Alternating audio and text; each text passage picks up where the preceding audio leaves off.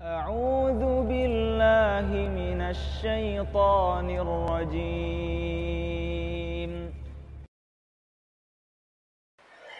Abdurrahman bin Auf radhiyallahu anhu.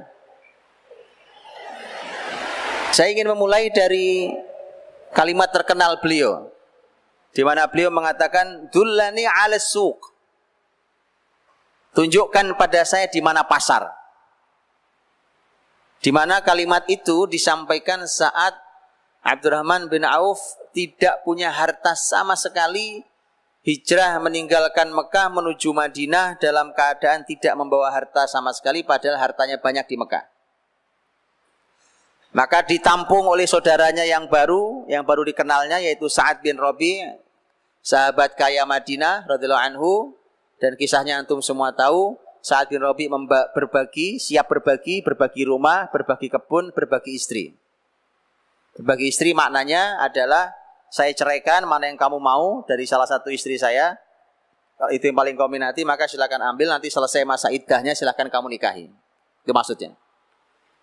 Nah ini, maka Abdurrahman mengatakan, barakallahu fi ahlikum, fi amwalikum wa ahlikum. Semoga Allah memberkahi hartamu dan keluargamu. Semoga Allah berkahi keluargamu dan hartamu. Artinya saya tidak ambil, semoga Allah berkahi. Kamu sudah berniat baik, didoakan keberkahan. Dullani 'alas suq. Tunjukkan di mana pasar. Tunjukkan di mana pasar. Orang sehebat Abdurrahman, dengan skill tinggi Abdurrahman, tanpa modal, dengan skill tinggi, masuk ke dunianya, langsung punya keuntungan di hari pertama. Ya, saya tidak tahu, para teman-teman entrepreneur mungkin lebih ahli. Kalau hari ini teori entrepreneurship selalu, ya sekali pertama gagal biasa, 2 kali juga biasa, 3 kali juga biasa gitu ya. Kalau Abdurrahman nggak biasa. Karena Abdurrahman bin Auf hari pertama masuk pasar, ditunjukkan pasar. Di mana pasar? Tunjukkan saya. Ditunjukkan pasar, itu pasarnya. Tunjukkan pasar, masuk pasar. Hari itu tidak ada modal. Wong dipinjemin saudaranya juga nggak mau dia. Tidak ada modal, tapi punya skill dia. Bayangkan itu, dia punya skill tanpa melanggar syariat. Karena hari ini kita kadang-kadang diajari skill, tapi tidak peduli halal haramnya. Ya, Abdurrahman bin Auf dengan skill tingginya masuk ke pasar, kemudian beliau hari itu dia mendapat keuntungan. As-samin wal aqid. Samin itu minyak samin tuh, samin. Aqid itu susu yang dibekukan. Dia kurang lebih lah, dia kurang lebih aqid namanya. Itulah 2 keuntungan yang didapat oleh Abdurrahman bin Auf. Begitu ditelateni setiap hari sampai dia bisa beli emas. Emas pertama yang dia beli. Tidak terlalu banyak memang, tapi lumayan. Ya, nawati min dhahab. Ada emas walau tidak besar. Begitu dia punya emas walau tidak besar, langsung nikah. Nah itu. Jadi begitu harusnya antum. Sudah duit sudah punya, sekolah sudah selesai, nikah enggak, maunya apa? Iya toh? Makanya, jadi teman-teman, itu Abdurrahman. Makanya pagi hari bertemu Nabi SAW dalam keadaan wangi, rambutnya klimis sekali.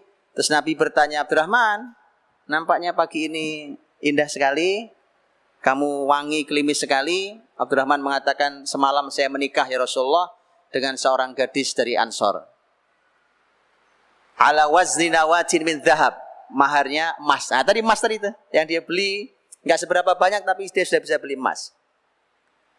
Kemudian Nabi SAW mengatakan, aulim walau bisa. Kalau gitu kata Nabi, buatkan walimahnya walau hanya dengan seekor kambing. Nah, Abdurrahman saat itu belum punya banyak uang. Nggak apa-apa Abdurrahman, walau seekor kambing buat walimahnya. Ayo potong kambingnya, kita makan bersama. Aulim walau bisa. Nah, dullani 'alas suq itu ada banyak semangat yang harus jadi memang skill tinggi. Dan dia sangat berani karena dia percaya betul dengan skillnya. Saya hanya perlu di mana lokasinya. Ini dunia saya akan masuk ke sana. Lihat, hari ini setiap kita bicara bisnis, pasti tidak jauh dari modal, bukan begitu? Yang dipikirkan sudah macam-macam perencanaan, ujung-ujungnya modalnya dari mana modalnya. Abdurrahman tidak pernah bicara modal. Abdurrahman cuma perlu tunjukkan di mana pasarnya. Itulah mengapa teman-teman dirahmati Allah, Abdurrahman bin Auf itu tidak ingin langsung besar. Kan hari pertama cuma samin dan akid. Enggak apa-apa. Cuma itu enggak apa-apa. Jadi tidak terburu-buru. Karena ternyata terburu-buru itu ternyata juga bisa menjadi jebakan sendiri. Ada musuh yang siap menjebak bahkan. Ya. Itu semangat dullani ala suq. Dan langsung berani. Karena skillnya tinggi langsung action. Ayo kita action. Ilmu sudah komprehensif, skillnya tinggi, jangan jadi wacana. Bismillah jalan. Baik. Yang kedua, Abdurrahman mengatakan, ma bi'tu dainan. Saya tidak menjual sesuatu dalam bentuk utang. Cash. Antum mau beli? Cash. Kenapa begini? Lihat teman-teman. Kok kesannya Abdurrahman kejem banget ya kan? Masuk mas saudara tidak mau bantu? Tidak. Kalau urusan bantu jangan tanya. Saya sudah sering sampaikan. Abdurrahman bin Auf itu, Masya Allah, hartanya ditebar di masyarakatnya. Tebar di masyarakatnya, Pak. Penduduk ibu kota, Madinah itu, penduduk ibu kota, sepertiga pernah dibayari hutangnya oleh Abdurrahman bin Auf. Sepertiga pernah dihutangi oleh Abdurrahman bin Auf. Dan sepertiga pernah disilaturahimi dengan uangnya Abdurrahman bin Auf.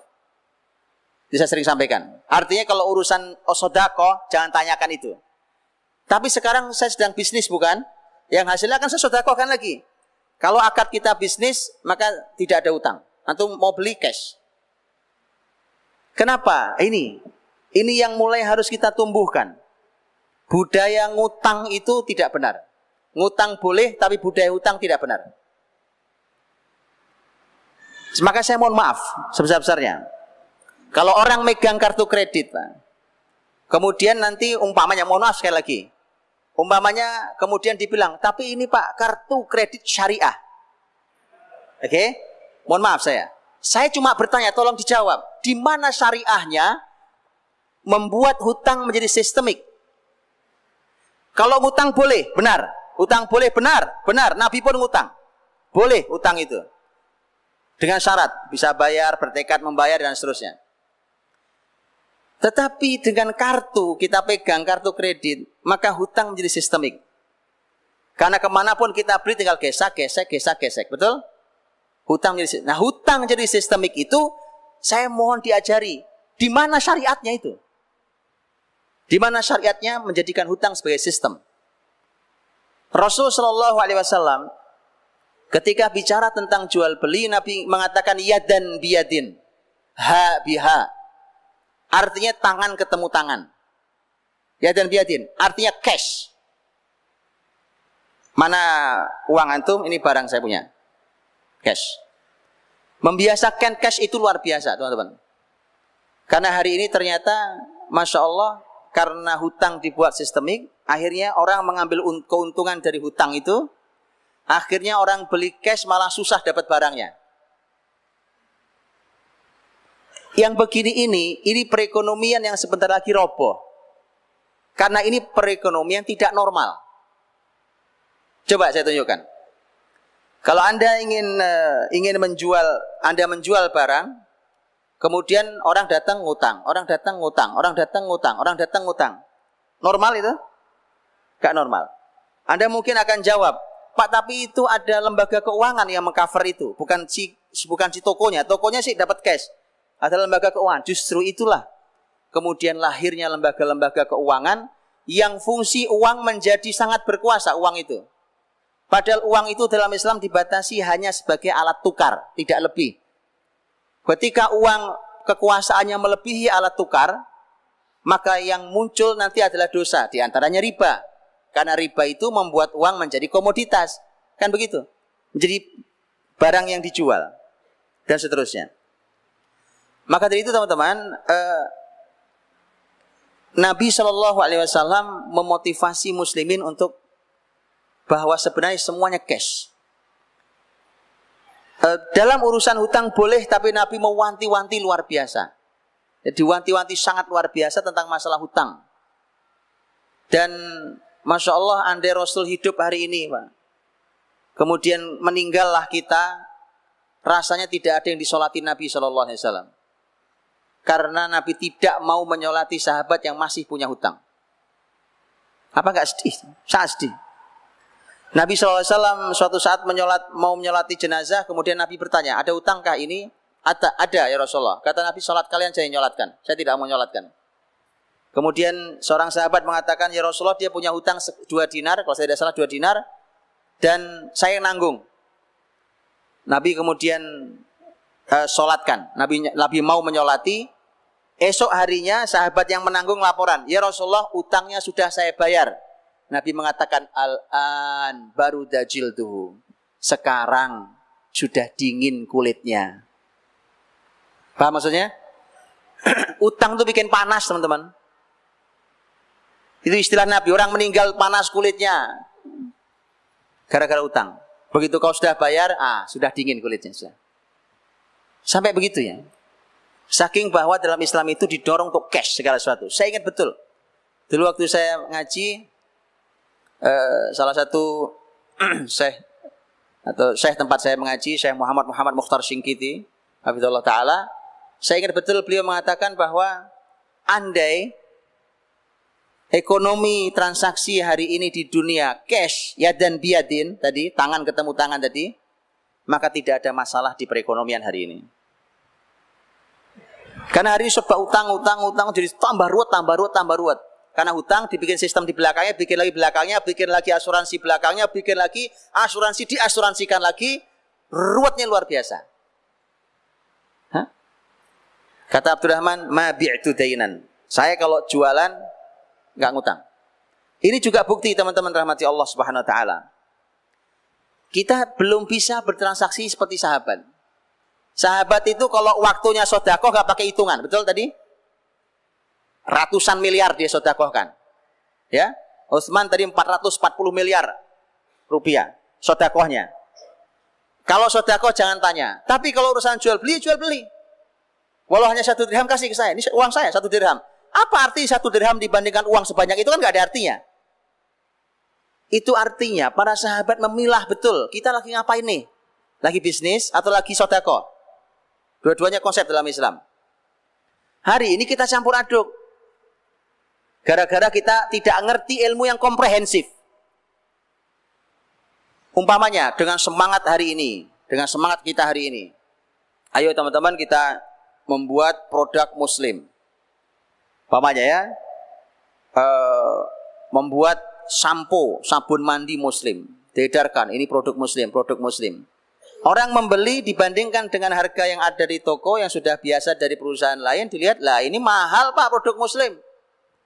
Penjualnya mengatakan, kamu itu niat sedekah kenapa sih? Tanyakan pada yang jual, Mas Anda lagi jualan atau pengen disedekahi? Paham maksud saya? Abdurrahman bicara tentang masalah bisnis, saya bisnis. Hutang tidak ada hutang. Kalau urusan mau bantuan, saya kasih sedekahnya, bukan hutang. Saya kasih sedekahnya. Bisa dipahami? Dibedakan hal itu. Terus bagaimana Pak? Itu pikirkan itu. Itu kenapa tolong diilmui. Semangat tidak cukup, tolong diilmui. Kemudian Abdurrahman mengatakan, walastaqlaitu ribhan. Ini yang tadi saya bilang. Persis juga kalimat lain, walam urid an arbah katsiran. Kalau yang walastaqlaitu ribhan artinya saya tidak pernah menganggap sedikit keuntungan itu. Berapapun keuntungan tidak pernah saya anggap sedikit. Berapapun sedikitnya saya anggap itu untung. Bukan untungnya sedikit, tetapi sedikit apapun ini untung. Paham ya? Dan walam urid an arbah katsiran, saya tidak ingin untung banyak. Itu konsep Abdurrahman. Kurang lebih sama dengan kalimat Utsman radhiyallahu anhu. Ternyata itu konsep sahabat. Mengapa? Walaupun boleh. Tapi dalam Islam teman-teman, itulah mengapa saya sering katakan naiklah naiklah dari pembahasan sekedar naiklah dari pembahasan fikih muamalah halal haram kepada pembahasan yang lebih tinggi. Ada dua jenjang begini. Ini halal haram, ini mulia. Ini sudah halal, baik, silahkan diambil, boleh antum ambil. Tapi ini mulia. Ambil keuntungan, saya buat ambil keuntungan 100%, 200%, boleh, silahkan ambil.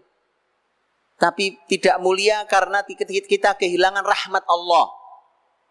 Karena Allah merahmati siapapun yang lapang saat menjual, lapang saat membeli. Bisa dipahami ya? Jadi artinya, makanya kalau belajar tentang seperti ini, cuma belajar tentang tips, triknya, dan tidak tahu pondasi dasar sahabat dulu ahli Quran, mendarah daging Quran dalam dirinya, kalau disampaikan Nabi ampunan, rahmat, itu mereka kejar habis-habisan. Gitu ya. Nah kalau tidak seperti itu, maka hasilnya tidak akan baik, Pak. Kita belajar seperti ini. Baik, saya tidak mengharapkan untung yang banyak, kata Utsman. Walam ashtari ma'iban. Kalau tadi Utsman mengatakan saya tidak membeli barang yang tua, kalau Abdurrahman mengatakan saya tidak membeli barang yang cacat. Jadi saya nggak jualan barang cacat. Boleh orang jual barang cacat tapi dijelaskan atau ditunjukkan kepada pembelinya sebagaimana pembahasan dalam fikih raddul mabi' bil aib. Jadi mengembalikan barang dagangan karena cacat. Ada ilmu fikih sendiri ya. Tapi artinya bahwa kata Abdurrahman saya tidak membeli barang yang cacat. Kemudian terakhir Abdurrahman mengatakan wallahu yubarik liman yasha, dan Allah memberkahi pada siapa yang dikehendaki.